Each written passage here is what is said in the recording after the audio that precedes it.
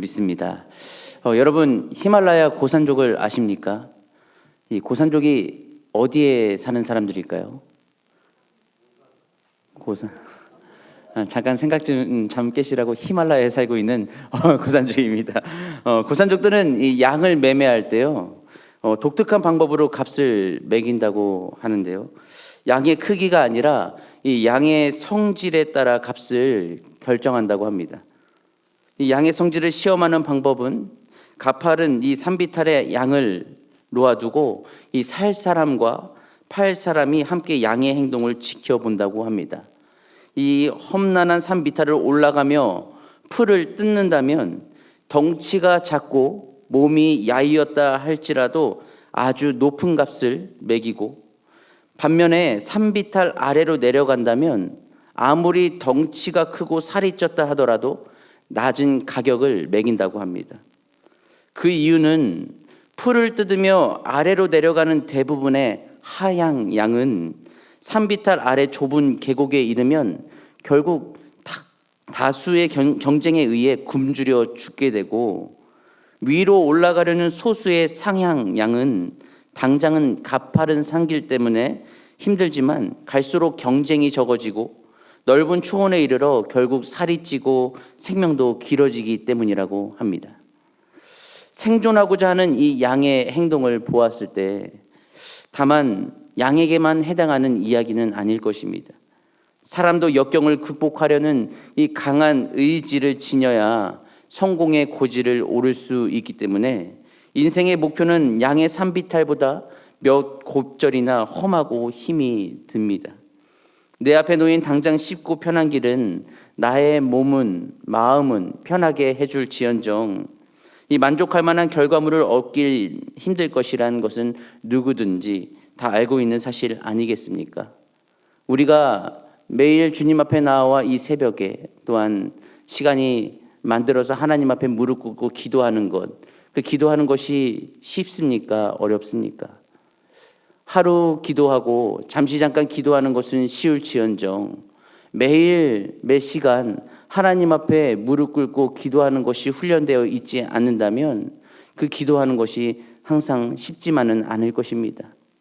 힘들고 어렵지만 우리가 하나님께 온전히 모든 것을 맡기고 그의 손을 의지하며 삶을 살아간다면 어려울지라도 그 기도를 통하여서 하나님은 반드시 귀한 영적인 고지에 그 기도를 통하여 우리를 올려주신다는 그 사실을 절대로 잊지 마시고 이 상향하는 양처럼 하나님의 의지에 극복해 나아가는 우리 모든 성도님들이 되시기를 축복합니다.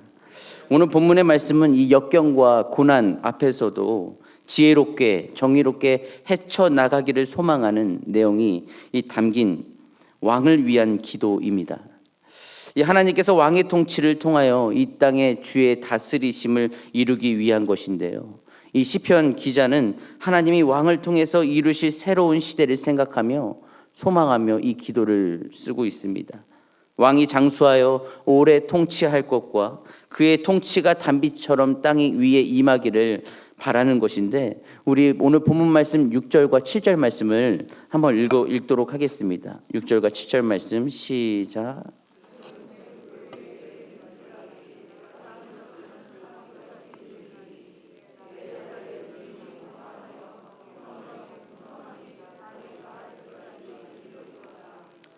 아멘.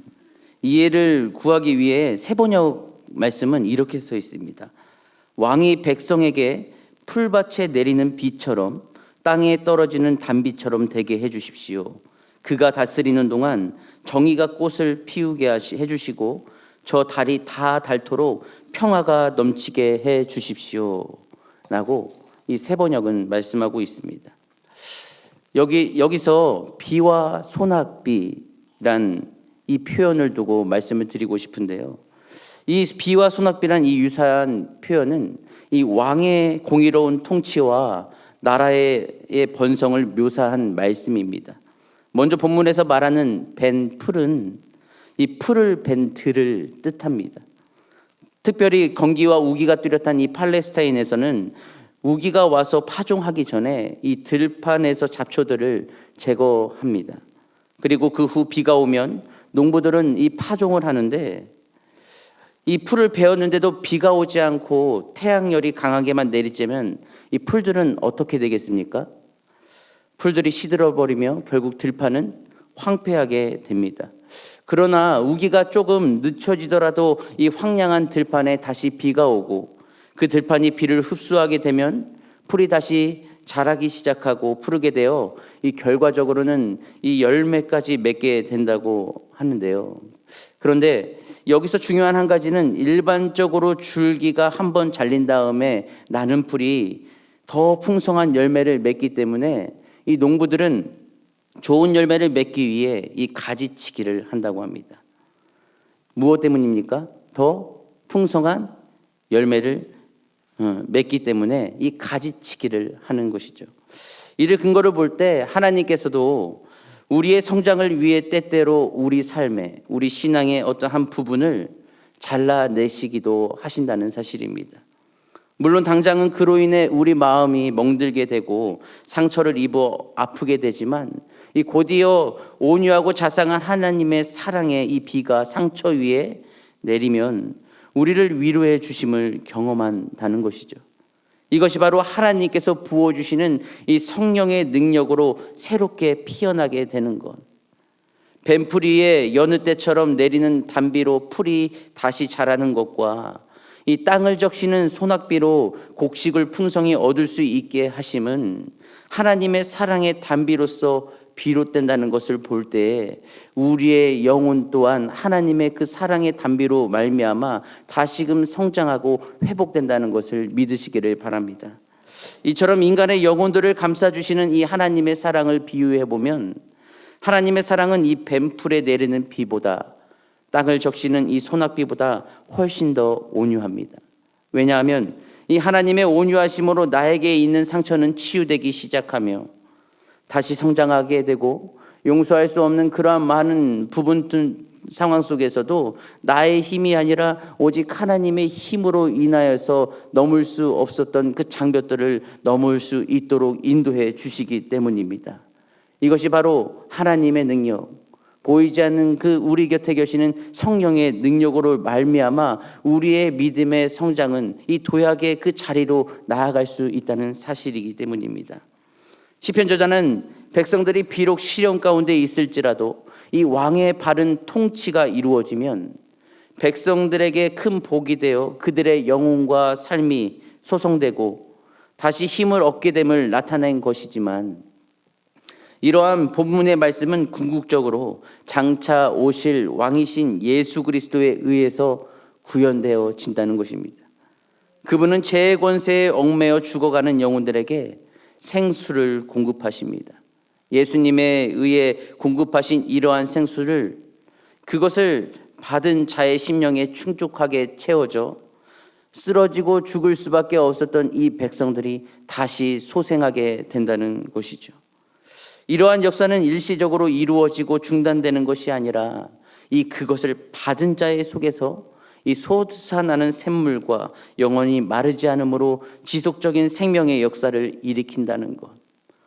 우리의 마음속에 또한 다른 사람을 힘들어하고 또한 여러 가지의 역경과 고난이 내 마음을 지배하고 있을 때에 우리는 그때 무엇을 해야 되겠습니까?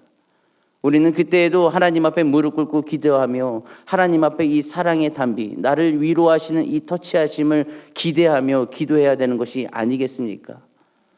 때로는 힘들고 어려워서 기도가 나오지 않을지라도 다시금 어떻게든 하나님과의 그 관계를 기도로서 회복하기 위해서 붙잡아야 될 것이 우리의 맡겨진 책임이라면 우리는 그 자리에서 뒷걸음치기보다는 오직 하나님 앞에 더욱 매달려 기도하며 이것을 돌파하기 위해 힘써 나아가야 되는 것이 바로 우리의 책임, 우리에게 맡겨진 사명이라는 것을 믿으시기를 바랍니다.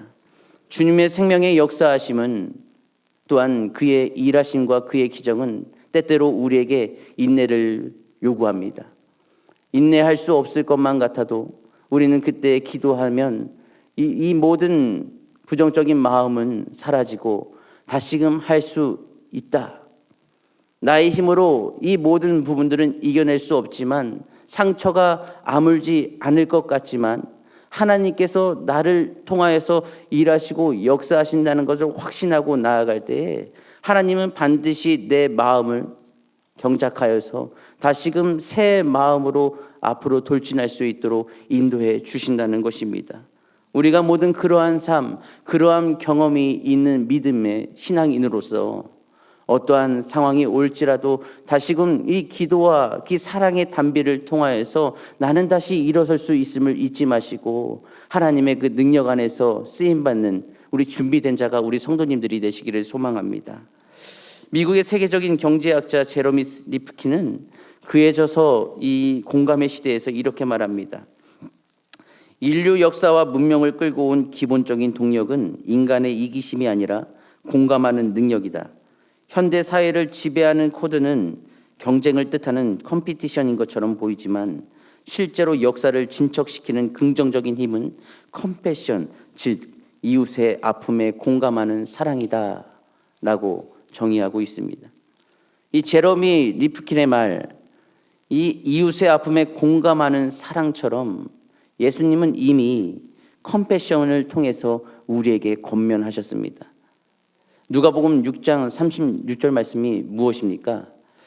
너희 아버지의 자비로우신 같이 너희도 자비로운 자가 되라. 여기서 자비로우심이 바로 컴패션입니다. 자비가 무슨 뜻입니까? 남을 깊이 사랑하고 가엾게 여기는 마음을 뜻합니다. 하나님 자비의 절정은 하나님의 사람이 되신 이 성육신 사건이고 이 성육신의 핵심은 이 십자가입니다. 인간의 아픔을 공감하시려 하나님은 사람이 되셨고 나아가 목숨을 던져 인류의 구원을 이루셨습니다. 이 자비를 본받으라 하셨으니 적어도 우리는 그리스도인이라면 얼마나 빨리 그리고 높이 이 성공의 길에 올랐는가를 목표나 기준으로 삼기보다는 이 공감과 자비의 능력을 키우는 사람이 되어야 하는 줄 믿고 더욱더 이 자비로운 하나님을 닮기 위해서 나가야 되지 않겠습니까?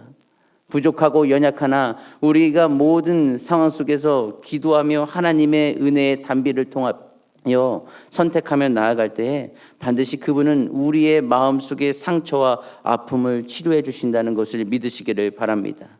그 사랑의 단비를 경험하며 우리가 살아가고 있다면 우리는 주를 닮아 이 공감과 자비의 능력을 키워 곳곳마다 세움받은 자리마다 이웃의 아픔에 공감하는 사랑의 통로로 쓰임받으시기를 바랍니다. 뱀풀 위에 내리는 비같이 마른 땅에 쏟아지는 소낙비로 죽어가는 땅과 풀이 되살아나는 남같이 이 죽어가는 생명들에게 소생할 수 있는 가장 큰 힘은 오직 예수 그리스도, 오직 하나님께서 내려주시는 사랑의 단비만 있는 줄로 믿습니다. 이러한 귀한 도구로 쓰임받는 우리 성도님들이 되시기를 주님의 이름으로